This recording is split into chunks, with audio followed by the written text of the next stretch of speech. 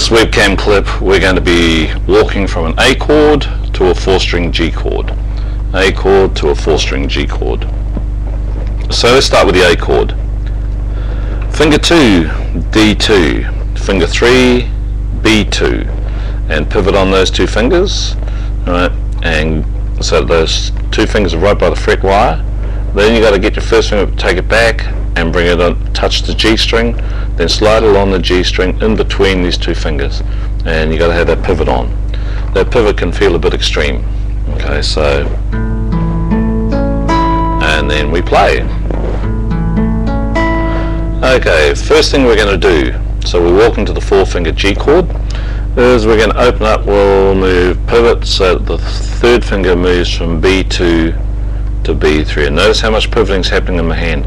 It's not this. It's not everything staying still and sliding that along. It's this pivot with that finger touching the string all the way along. And we play.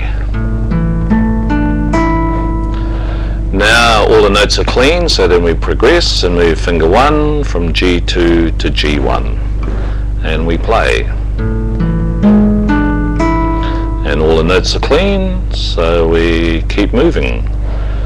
And we will move finger 2 from D2 to A2 and play.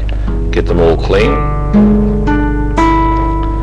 Then we'll move from A2 to E2, and there's going to be a bit of a stretch there between your second finger and your third finger on the B string and second finger on the A string. So we play that. Then we're going to increase the stretch by moving from A2 to E2. The good news is it doesn't get worse than this. Now let's move finger 1 from G1 to D1. Notice how there's a little bit of a pivot there, and make sure each note is clean. So don't forget, we're not listening for pretty chords or anything. We're listening for clean notes and making sure that any finger that's pressed on the key fingerboard is not blocking the string next to it, so that every string can ring. Then we move finger 1 from D1 to A1. D1 to A1, and check that the notes are still clean.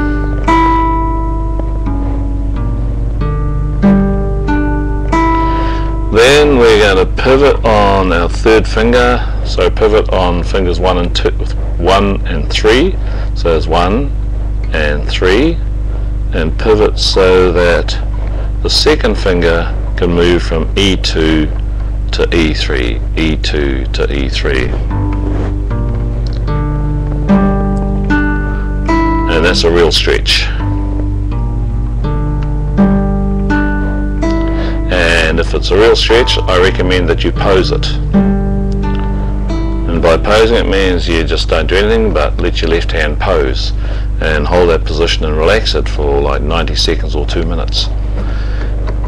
Assuming that you've done your pose and your notes are ringing clean, the next move is to move finger 1 from A1 to A2, and suddenly that's going to feel like a bit of a relief, and we can play.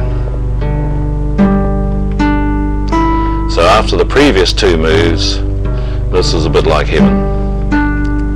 Then the last thing we're going to do is pivot these fingers so we can put the little guy, finger 4 on E3, finger 4 on E3, and then we play.